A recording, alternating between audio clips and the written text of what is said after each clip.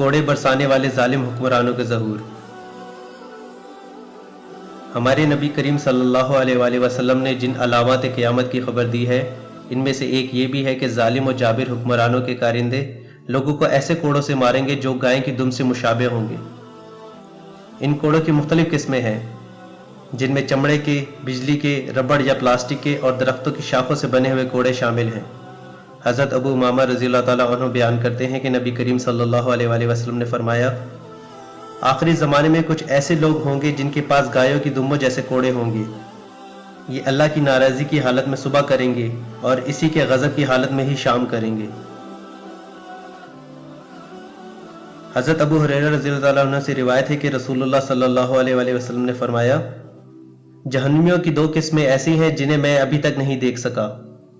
ان میں سے ایک قسم کے لوگ وہ ہیں جن کے پاس گائے کی دم جیسے کوڑے ہوں گے اور ان سے وہ لوگوں کو ماریں گے۔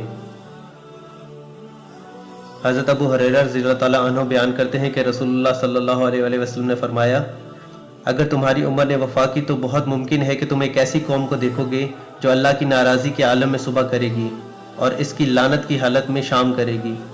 ان کے ہاتھوں میں گائے کی دم جیسے کوڑے ہوں گے۔ اس حدیث میں جن لوگوں کا ذکر ہے، ان پر اللہ کی ناراضی اور لعنت کا ذکر اس بات کی دلیل ہے کہ وہ لوگوں پر کثرت سے ظلم و زیادتی کریں گے۔